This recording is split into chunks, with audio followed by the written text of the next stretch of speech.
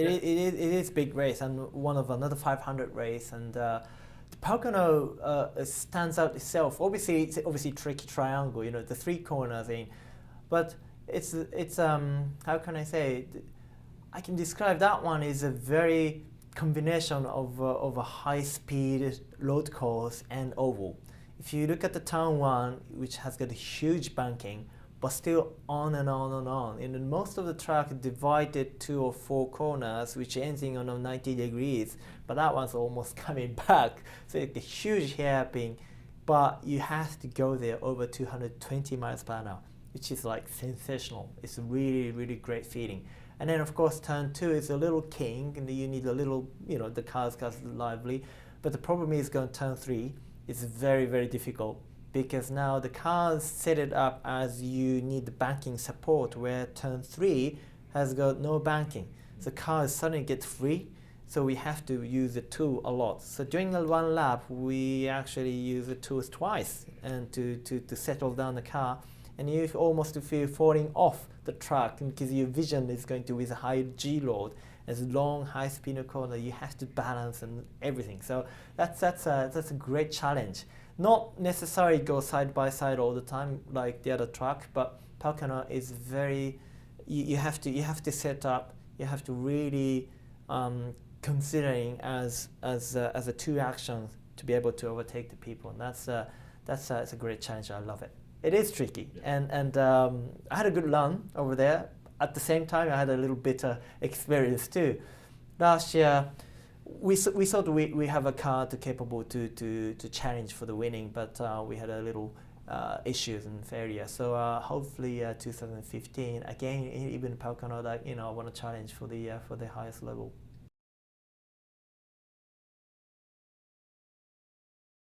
Yeah, I like Pocono, Also, I like is where it's placed, in the middle of like nowhere in the forest.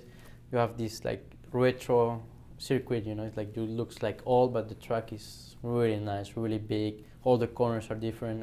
I'm being really competitive all the time. In Indy Lights, I won the race. This year, I finished 3rd. So I love the track. I think the spectators also like it. Last year, after the race, I think it was like more than 100 Colombians there, with the flags all painted with the Colombian, also with the Colombian shirt. So after the race, when Juan won and I finished 3rd, they were crazy, shouting Colombia, Colombia. So that was a really nice memory. That's why I also like that track a lot.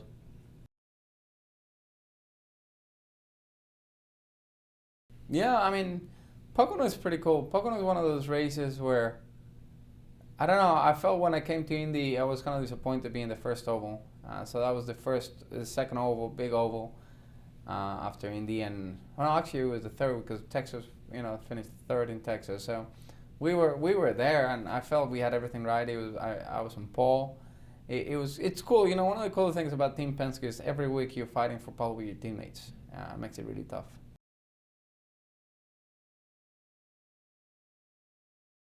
Yeah, the tricky triangle. It's definitely very tricky, and I think for us the first time going there in 2013 and having a podium sweep, myself, Dario, and Charlie was huge for the team. It was for Honda at that time. I think their 100th, our 200th. It was kind of a lot of milestones going all on, and it actually kicked off our run for the championship. And so it's definitely it was the first time there, but has a good place in my heart, that race to continue going back to, and last year we came up with not a bad result, but definitely struggled a little bit. But it's definitely it is a tricky track. You got turn 1 flat out high banking, and turn 3 for me is definitely one of the toughest corners on any of these circuits. So always excited to go there. Move dates a little bit. It's going to be a lot of pressure on becoming second to last race coming down for the championship.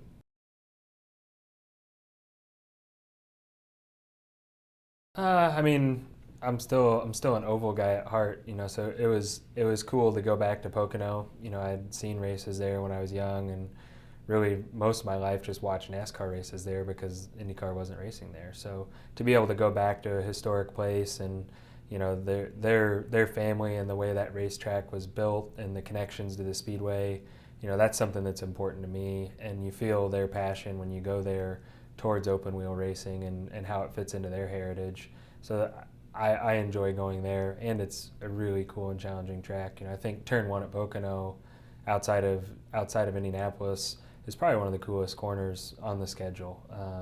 Really high commitment level and really hard to get right. So that's a track that I'm really happy we still go to.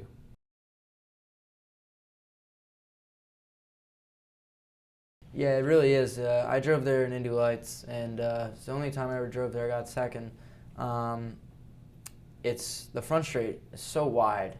It's almost like 8 lanes. It feels like. So you go in the turn 1 and you think it's going to stay that wide, but it really narrows up and it compresses in the middle. And the first lap I went out there in Indy Lights, I was like, wow, this track's really wide. It's going to be easy flat, no big deal.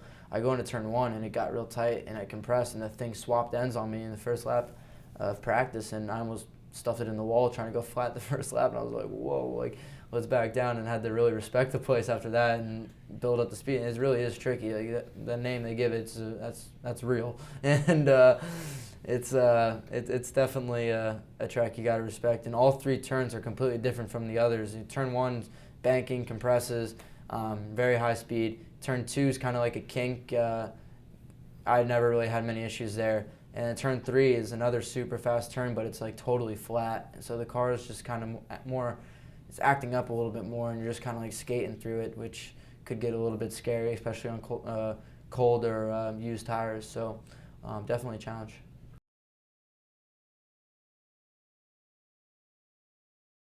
Yeah, I mean, Pocono is a unique place as well. I was asked earlier a question, how many adjustments do you think you make in a track like that? I said, probably 3-4 adjustments per lap. It all depends on circumstances, the wind. Every corner is different, so, you can never have a perfect setup. You're always going to be suiting yourself to one corner or another, but never all 3. So it's a very tricky place, but, that was one of my most recent wins in Indy Lights, so I enjoy the place a lot. I think I've found my rhythm to deal with, how to deal with places like that. And I'm really excited. I think, the fans were great as well. There's a good group of Colombian fans there, and they were going nuts. And it's just nice. It's nice to have that support, and it's nice to feel like you're doing something for the fans.